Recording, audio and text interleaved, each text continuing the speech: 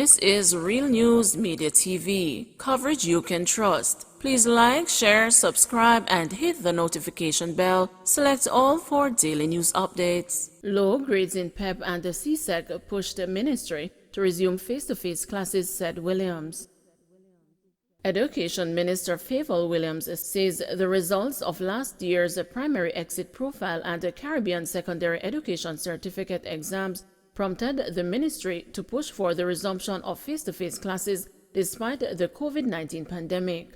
Pre-primary, primary, and secondary level institutions resumed in-person teaching last Monday. Mrs. Williams says the low grades in the two exams were indicative of the level of learning loss among primary and secondary level students due to the impact of the pandemic.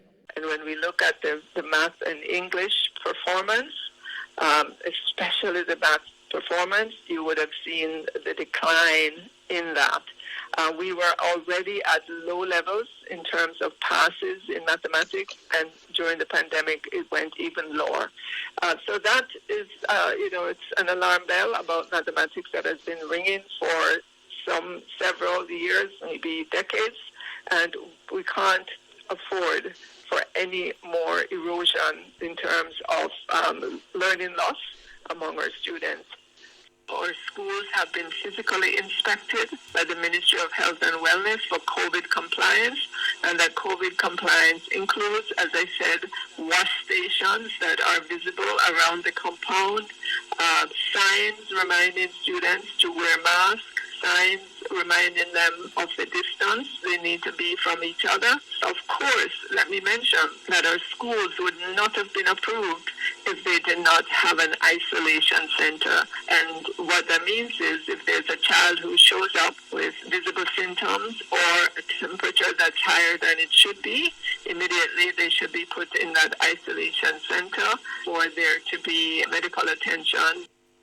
You would have seen us ask our students in our high schools to get vaccinated. We have been, like I said, preaching that gospel for a very long time. We continue to have vaccination events in our high schools, and so we want to make it as easy as possible for the decision and for the actual vaccinations to be administered to our students, and so that's why we've brought it into our schools. No more lockdowns, DOS in support of government's decision. A member of the medical fraternity is in support of the government's decision not to implement lockdowns despite a surge in COVID-19 cases. Prime Minister Andrew Holness on Sunday reiterated that lockdowns will not be featured in the future to curb the spread of the virus. Dr. Alfred Dawes, medical director of Windsor Wellness Center in St. Andrew, agrees that lockdowns will negatively impact the economy. He says the country could reach herd immunity through the Omicron variant, which is presumed to present milder symptoms than previous strains of COVID-19. The idea that we don't lock down, I support it, because if you're going to allow any strain to run through Jamaica with this low vaccine take-up, then this ought to be the one. And if we can identify and protect the vulnerable, we can decrease the death rates and at the same time get as close as we can to herd immunity. Accused robber busted on public transportation, firearm seized. A man believed to have been part of the robbery of two cellular phone stores in Halfway Tree has been arrested. According to police reports, the man was one of several who hit the two business establishments on Monday. The robbery occurred at about noon. Following the robbery, the individual, now in police custody, boarded a coaster bus in Halfway Tree, but a police quick response and a traffic patrol team in the area intercepted the vehicle and captured the alleged culprit. The bus was searched, and in addition to 20 cellular phones believed to be stolen, a .45 pistol and 5 rounds of ammunition were seized. The identity of the suspect is being withheld pending further investigations. Klansman trial stalled amid COVID concerns. The ongoing trial of 33 accused members of the St. Catherine-based Klansman gang stalled Monday after it was disclosed that the sole female defendant had been quarantined due to an outbreak of COVID-19 in the facility where she is housed, in addition to several prosecutors being ill. Upon resumption Monday morning, trial judge Chief Justice Brian Sykes was informed that defendant Stephanie Christie was missing from the docks due to the outbreak at the South Camp Road facility where she is being held. The court was told that prison officials were not minded to have Christie mingle with the rest of the population for her own safety. In the meantime, a representative for the Crown indicated that the other members of the prosecution's team were laid up from the virus. Chief Justice Brian Sykes subsequently adjourned the matter to Monday, January 24, indifferent to the protocols established by the Ministry of Health.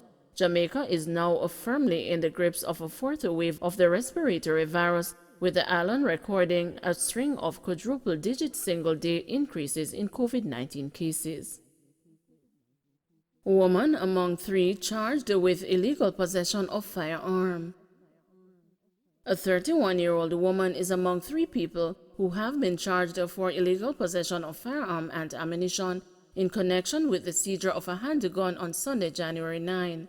Reports from the Montego Bay Police are that between the hours of 5:30 and 6:45 a.m., a team was conducting operations in Providence Heights, St. James, when a house occupied by the 3 was searched and a Glock pistol with a magazine containing 1 9mm cartridge was found under a clothes basket. Along with 31-year-old Jodian Campbell, a chef of Discovery Bay, St. James, 25-year-old Tajay Williams, an electrician of Providence Heights in St. James, and 32-year-old Dante Williams, a laborer of Providence Heights, St. James, were also charged.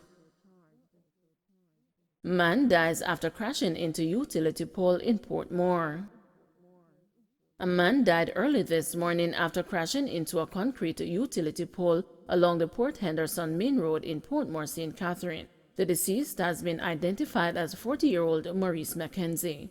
The police report that at about 12:10 a.m., Mackenzie was driving a Volkswagen Polo motor car towards Bayside in Portmore. Upon reaching the vicinity of the Forum Bridge, he reportedly lost control of the vehicle, which crashed into the utility pole. He was taken to the hospital, where he was pronounced dead. Man arrested for stealing sheets. A man who was caught stealing sheets in a house in Hope Pastures, St. Andrew, has been charged by the Matildas Corner Police. He is 55-year-old Devon Brown of no fixed address. Reports are that about 9:30 p.m. yesterday, the police were alerted to a home on Mount Terry Drive in Hope Pastures, St. Andrew, where Brown was caught packing sheets in the home. He was accosted and a machete was taken from him. According to the Corporate Communications Unit of the Jamaica Constabulary Force, Brown was later charged with housebreaking with intent and booked to appear in the Kingston and the St. Andrew Parish Court on Tuesday, February 8. Well-known Jamaican-born Dr. Keith Brady is dead. Well-known Jamaican-born South Florida Dr. Keith Brady has died. He passed away from complications of Alzheimer's on December 26. He was 75 years old. Born in Clarendon, Brady attended De Carteret College before going on to Jamaica College. He graduated from the University of the West Indies as a physician. Brady was awarded a scholarship in the 1970s to Columbus, Ohio, where he did his second residency at the Grant Hospital. He settled in Southwest Florida with his wife Yvette McGee and their 2 children. Regarded as a gifted academic, several up-and-coming doctors fell under Brady's tutorship. He also served as clinical professor of medicine at the University of South Florida and as chief of internal medicine at the Bayfront Medical Center. He later held the positions at St. Anthony's Hospital. Brady's medical career spanned some 50 years, and he was beloved by many of his patients, according to his sister, Cherry Brady Clark. Brady Clark described her late brother as a very caring doctor who taught his patients the best way to take care of their health. She said that at his virtual funeral service held on Saturday, several of his patients paid a tribute to him, recalling how he encouraged them to eat healthy while ministering to their every need. During his medical career, he received many accolades for his outstanding service to the medical profession.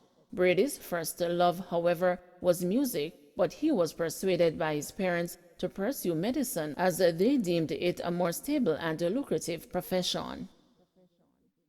953 additional COVID-19 cases, 2 more fatalities.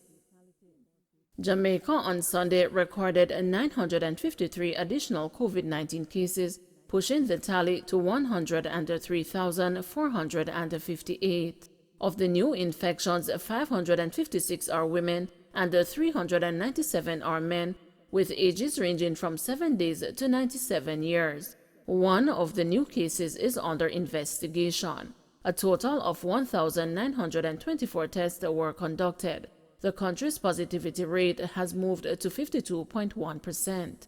The parish breakdown is as follows: Kingston and St. Andrew 275, St. Catherine 133, St. James 104, Trelawney 75, Clarendon 62, St. Anne 60, Westmoreland 59, St. Thomas 56, Hanover 36, St. Mary 30, Portland 29, St. Elizabeth 20, and Manchester 14. Meanwhile, 2 more deaths have been recorded, increasing the total to 2,501. The deceased are a 56-year-old woman from St. Catherine and a 62-year-old woman from Kingston and St. Andrew. And 1 more fatality has been recorded as a coincidental death, moving the figure to 198. In the meantime, there were 58 more recoveries, increasing the total to 66,581. Some 294 persons are in hospital, with 77 being moderately ill, 36 severely ill, and 8 critically ill, and 25,720 persons are at home in quarantine. Don't forget to like, share, subscribe, and hit the notification bell. Select all for daily news updates.